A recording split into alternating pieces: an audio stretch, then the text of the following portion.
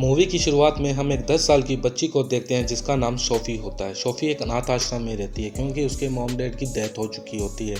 SoFi को नींद ना आने की बीमारी होती है और इसीलिए वो पूरी रात वहाँ अनाथ आश्रम में घूमती रहती है और उसे बाकी बच्चों की तरह भी डर था कि एक मॉन्स्टर है जो रात को आता है और बच्चों को उठा के ले जाता है और फिर बच्चों को मारकर खा जाता है। इसी तरह वो एक रात देखती है कि खिड़कियों के पीछे बिल्लियों की आवाज़ आ रही है। अब क्योंकि उसे नींद नहीं आती इसलिए वो जाके देखती है। वो देखती है कि कुछ बिल्लियों ने रोड पे रखे डस्टबिन को गिरा दिया है और तभी वो देखती है कि वहाँ पर एक बड़े से जाइंट का हाथ होता है और उस डस्टबिन को सीधा उसी की जगह पर वापस रख देता है। तभी वहाँ पर एक बड़े से जाइंट को दिखाया जाता है। सोफ़ी उस जाइंट को देख लेती है और वो जाइंट भी सोफ़ी को देख लेता है। सोफ़ी घबरा कर भाग के अपने बिस्तर में चली जाती है, लेकिन वो जाइंट वहाँ आता है और खिड़की से अपना हाथ अंदर डाल के सोफ़ी को उठाकर अपने साथ ले जाता है। और हम देखते हैं कि ये जाइंट इंसानों के सामने नहीं आता और अगर कोई इंसान इसके सामने आता तो भी ये अपने आप को छुपा लेता और उनके सामने बिल्कुल भी नहीं आता। और इसी तरह ये सोफ़ी को वहाँ से लेकर अपनी दुनिया में चला जाता है। जी हाँ, ये होती है जाइंट्स की दुनिया, मतलब यहाँ सिर्फ जाइंट्स ही रहते हैं। यहाँ सोफ़ी देखती है कि यहाँ तो बहुत बड़ा घर है और यहाँ की सब चीज़ें जाइंट्स की तरह बड़ी बड़ी होती है। सोफ़ी वहाँ से भागने की कोशिश करती है जिस पर वो जाइंट कहता है कि तुम यहाँ से बिल्कुल भी भाग नहीं सकती, इसलिए भागने के बारे में तो सोचना भी मत। इस पर सोफ़ी और भी डर जाती है। वो ये नोटिस करती है कि ये जाइंट एक बूढ़ा है और वो सोफ़ी को बाद में उस पेन पे रख देता है। वो कहता है कि मुझे तो भूख लगी है और इतनी तेज भूख लगी है कि मैं बर्दाश्त नहीं कर सकता। यहाँ सोफ़ी को लगता है कि मुझे ही खा जाएगा, लेकिन तभी खिड़की से बाहर और जाइंट्स के हंसने की आवाज़ें आती हैं। इस पर वो उस बूढ़े जाइंट से पूछती है कि क्या यहाँ पर और भी जाइंट्स है। वो कहता है कि जी हाँ, यहाँ और भी जाइंट्स हैं और वो सब कैनिबल है, मतलब वो इंसानों को कच्चा ही निकल जाते हैं। कोई भी अगर उनके सामने आया तो वो उसे कच्चा ही निकल जाते हैं, उन्हें बिल्कुल भी तरस नहीं आता। इस पर सोफ़ी और भी ज़्यादा डर जाती है। सोफ़ी पूछती है कि क्या तुम अब मुझे भी खा जाओगे। इस पर वो कहता है कि जी नहीं, मैं एक वेजिटेबल जाइंट हूँ, मैं कैनिबल नहीं हूँ, इसलिए मैं सिर्फ वेजिटेबल ही खाता हूँ जो टेस्ट में बिल्कुल भी अच्छी नहीं होती। और इसके बावजूद भी वो इंसानों को नहीं खाना चाहता। इससे एक बात तो साफ होती है कि ये बहुत ही अच्छा और नेक दिल जाइंट है। तब सोफ़ी उससे पूछती है कि तो तुम मुझे यहाँ क्यों लेकर आए हो। इस पर वो कहता है कि तुमने मुझे देख जो लिया था, अगर तुम मेरे बारे में वहाँ किसी को बता देती तो मेरी जान खतरे में पड़ सकती थी। इंसानों को पता चल जाता तो वो यहाँ पर आ जाते और बाकी जाइंट्स को भी मार देते और यही एक वजह है कि तुम्हें यहाँ पर लाना पड़ा और अब तुम्हें पूरी ज़िंदगी यहीं पर मेरे साथ रहना पड़ेगा। तब सोफ़ी कहती है कि नहीं, मैं तो यहाँ से भाग जाऊँगी। जिस पर वो कहता है कि यहाँ से भागने की कोशिश बिल्कुल भी मत करना क्योंकि बाहर जो जाइंट्स बैठे हैं वो तुम पर बिल्कुल भी तरस नहीं खाएंगे। वो ये कहकर सोफ़ी को एक बोट पे रख देता है और कहता है कि अब तुम थोड़ा आराम कर लो। लेकिन सोफ़ी को तो नींद नहीं आती। तभी वो देखती है कि बूढ़ा जाइंट अपने बैग में से कुछ बोतलें निकाल रहा है जिनमें कुछ चीज़ें चमक रही थी। तब वो उससे पूछती है कि इनमें क्या है। तब वो कहता है कि इनमें ड्रीम्स है, यानी कि ख्वाब। तब सोफ़ी कहती है कि फिर तो ये मेरे किसी काम की नहीं, क्योंकि मुझे तो नींद नहीं आती और नींद नहीं आती तो ख्वाब कैसे आएंगे। तब वो जाइंट वो बुक पढ़ता है जो सोफ़ी के साथ यहाँ आई थी। उसमें काफ़ी सारी कहानियाँ होती है। वो कहानियाँ पढ़ने लगता है जिस पर सोफ़ी को नींद आ जाती है और फिर वो बूढ़ा जाइंट एक बोतल उठाता है और उसमें से एक ड्रीम निकालता है। इतने में ही सोफ़ी की आँख खुल जाती है। वो देखती है कि वो जाइंट सो रहा है और मौका देखते ही वो वहाँ से भागने की सोचती है। वो बाहर निकलकर भाग रही होती है। तभी वहाँ पर एक बड़ा जाइंट आकर सोफ़ी का रास्ता रोक लेता है और वो सोफ़ी को पकड़ लेता है। सोफ़ी काफ़ी उससे मिन्नतें करती है कि प्लीज़ मुझे जाने दो, मुझे मत खाओ। वो सोफ़ी की एक नहीं सुनता। वो सोफ़ी को ऊपर उठाता है और सीधा ही निकल जाता है और तभी सोफ़ी की आँख खुल जाती है। इसका मतलब ये कि सोफ़ी एक ख्वाब देख रही थी। आँख खुलते ही वो उस बड़े जाइंट से कहती है, मुझे पता ही है आपने ही किया है, क्योंकि ना तो मुझे नींद आती है और ना ही ख्वाब आते हैं। अब सोफ़ी कहती है कि लेकिन ये तो बहुत ही डरावना ख्वाब था। तब वो बूढ़ा जाइंट कहता है कि मुझे ऐसा करना पड़ा ताकि तुम्हें पता चले कि बाहर जाना तुम्हारे लिए कितना खतरनाक साबित हो सकता है। यहाँ पर वो सोफ़ी को समझाता है कि यहाँ जो बाकी जाइंट्स रहते हैं वो साइज़ में मुझसे बहुत ज़्यादा बड़े हैं और मैं उनके सामने कुछ भी नहीं हूँ। इसीलिए तुम्हारे लिए यही बेहतर होगा कि तुम यहीं पर रहो, यहाँ से भागने की सोचना भी मत। ये बातें कर ही रहे होते हैं तभी वहाँ पर एक बड़ा जाइंट आ जाता है और हम ये देखते हैं कि ये वास्तव में ही इस बूढ़े जाइंट से साइज़ में काफ़ी बड़ा होता है और वो आते ही उससे गुस्से में पूछता है कि बताओ तुम किससे बात कर रहे थे। बाकी सब जाइंट्स इस बूढ़े जाइंट्स को बोना कहते थे क्योंकि ये सबके सामने बहुत छोटा था। वो कहता है कि मैं यहाँ पर किसी से बात नहीं कर रहा था और यही देखकर सोफ़ी भी वहाँ से छिप जाती है।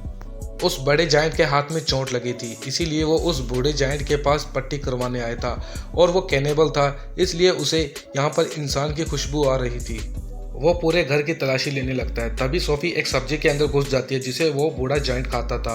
वो उस सब्जी को उठाकर स्मेल करता है और वो कहता है कि आज इस सब्जी में अलग खुशबू क्यों आ रही है, और वो उस सब्जी को खाने के लिए तैयार होता है। वो जब उस सब्जी को खाने लगता है तो वो बूढ़ा जायंट वहाँ पर सोफी को देख लेता है और वो उसे खाने से मना करता है और वो कहता है कि तुम तो एक कैनिबल हो, तुम तो वेजिटेबल खाता ही नहीं। तो वो कहता है कि जी हाँ, अरे हाँ, मैं ये कैसे भूल गया, मैं तो एक कैनिबल हूँ, मैं सब्जियाँ तो खाता ही नहीं और मैं ये सब कैसे भूल गया। ये कहकर वो सब्जी को फेंक देता है और वहाँ से निकल जाता है। यहाँ सोफी की जान फंस जाती है और उसके बाद वो सोफी को वहाँ छोड़ देता है। वो कहता है कि मैं कहीं जा रहा हूँ। सोफी कहती है कि आप कहाँ जा रहे हो। वो कहता है कि मैं तुम्हें नहीं बता सकता, और फिर सोफी के काफ़ी फोर्स करने के बाद वो उसे बता ही देता है कि मैं ड्रीम्स को पकड़ने जा रहा हूँ। तब सोफी उसे बार बार कहती है कि प्लीज़ मुझे भी अपने साथ ले चलो, और वो सोफी को अपने साथ नहीं लेके जाना चाहता था क्योंकि बाहर जो जायंट सो रहे थे, अगर उन्होंने सोफी को देख लिया तो बहुत बुरा हो सकता है। इसीलिए वो किसी भी प्रकार का रिस्क नहीं लेना चाहता था, लेकिन सोफी उसे काफ़ी फोर्स करती है तो वो उसे अपने साथ ले जाने के लिए मान जाता है। और वो बाहर आके देखती है कि वहाँ सब जायंट सो रहे होते हैं। जब वो उनके बीच में से निकल रहे थे तब बाकी सारे जायंट्स जाग जाते हैं और वे सब उस बूढ़े जायंट्स को काफ़ी परेशान करते हैं। वो सब पूछते हैं कि अरे बोनी, तुम कहाँ जा रहे हो। वो कहता है कि मैं अपने काम से कहीं जा रहा हूँ। वो कहते हैं कि नहीं, हम नहीं चाहते कि तुम यहाँ से बाहर कहीं जाओ। अगर इंसानों को हमारे बारे में पता चला तो वो सब यहाँ आ जाएंगे और हम सबको मार डालेंगे, इसलिए तुम बाहर मत जाओ। और वो उसे काफ़ी परेशान करते हैं और यहाँ पर मौके का फ़ायदा उठाकर सोफी एक गाड़ी में छुप जाती है। फिर वो ऊपर की ओर इशारे करते हुए कहता है कि सब ऊपर देखो।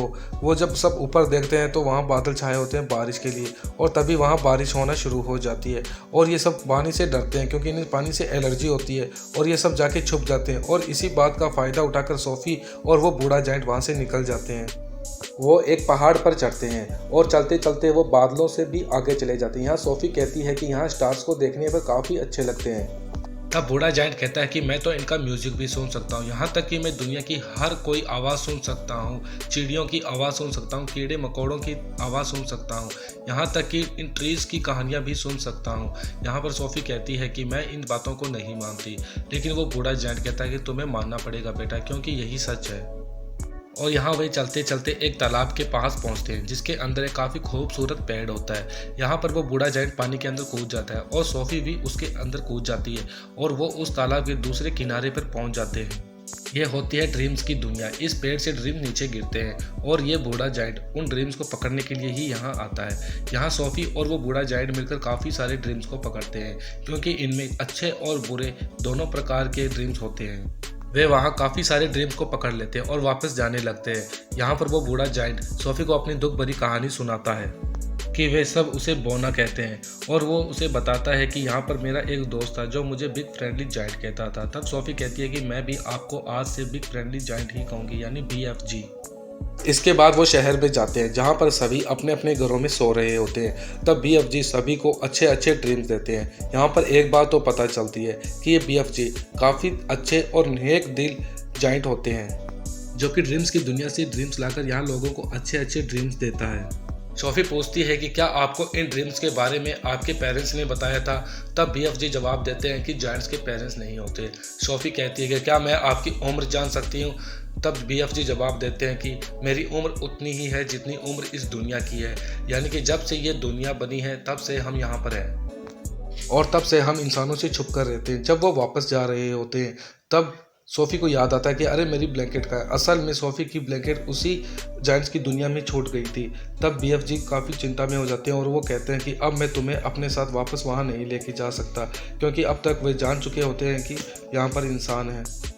तब BFG सोफी को एक कहानी सुनाते हैं कि पहले और एक बच्चे ने मुझे तुम्हारी तरह देख लिया था, जिसे मैं अपने साथ अपनी दुनिया में लेके गया था। लेकिन आज तुमने जो जैकेट पहनी है वो उसी बच्चे की है, लेकिन इससे पहले कि मैं उसे उसकी दुनिया में वापस छोड़ने के लिए जाता तब तक बहुत देर हो चुकी थी। तभी उसी ने मुझे पढ़ना सिखाया था। इसीलिए मैं ऐसा बिल्कुल भी नहीं चाहता जो मेरे उस दोस्त के साथ वहाँ हुआ था वैसा ही तुम्हारे साथ हो, क्योंकि तुम भी तो एक मेरी दोस्त हो। इतना कहकर बीएफजी उस सोफ़ी को वहाँ पर छोड़कर जाने का फैसला करते हैं और सोफ़ी उनके साथ जाने की जिद करती है। लेकिन इस बार बीएफजी सोफ़ी की एक नहीं सुनते। इस पर सोफ़ी को पता होता है कि बीएफजी जरूर आएंगे। वो बालकनी में जाकर बालकनी से छलांग लगा देती है और वहाँ पर बीएफजी आकर उसे बचा लेते हैं। और काफ़ी समझाने पर जब सोफ़ी नहीं मानती तो मजबूरन बीएफजी को उसे अपने साथ अपनी दुनिया में ले जाना पड़ा, जहाँ पर पहले से ही वो जायंट उनका इंतज़ार कर रहे थे।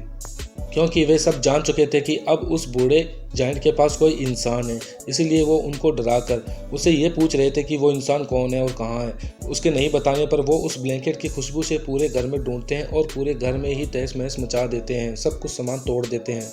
यहाँ पर बीएफजी को गुस्सा आता है और वो सबको मार पीट कर वहाँ से भगा देता है।